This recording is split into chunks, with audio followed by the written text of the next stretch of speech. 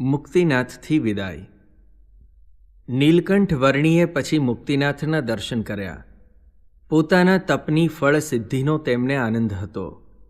હવે તેમનું લક્ષ્ય શું હતું તે તો તેઓ જ જાણતા હતા, પરંતુ ભગવાનના અંતરમાં ભક્ત સિવાય બીજું હોતું નથી। તેથી તેઓ ત્યાંથી નીકળ્યા। મુક્તિનાથથી નીકળીને તેઓ જે રસ્તે આવ્યા હતા તે જ રસ્તે પાછા જવાનું નક્કી કર્યું।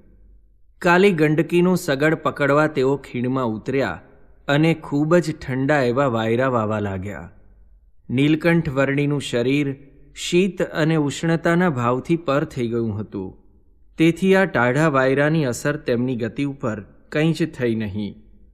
વળતા પણ એ જ માર્ગે ચાલતા તેમણે ધવલગીરી અને કાળો પહાડ પસાર કર્યા।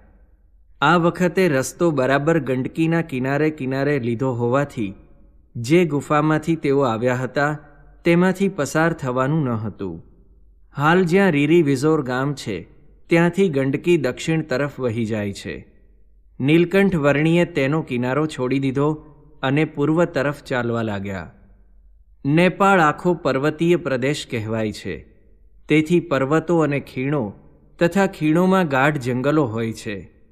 એ પ્રમાણે કોઈ સુગમ રસ્તો ન હોવાથી નીલકંઠ વર્ણીને પર્વતો ઉપર ચડવાનું રહેતું અને પાછું ખીણોમાં ઉતરવાનું રહેતું।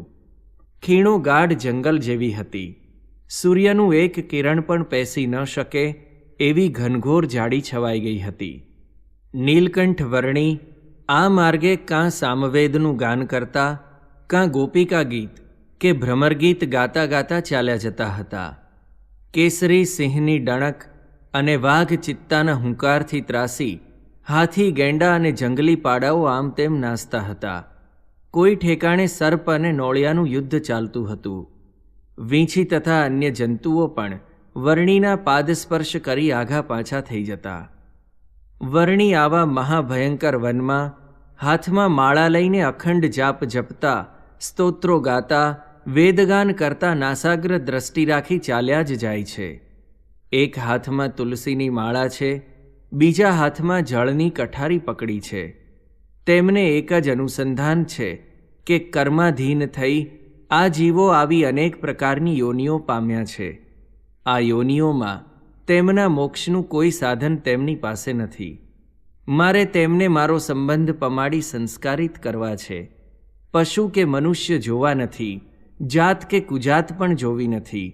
તેમના અંતરમાં અપાર કરુણા હતી, તેથી અનેકને તેઓ પોતાનો સંબંધ કરાવવા ગતિ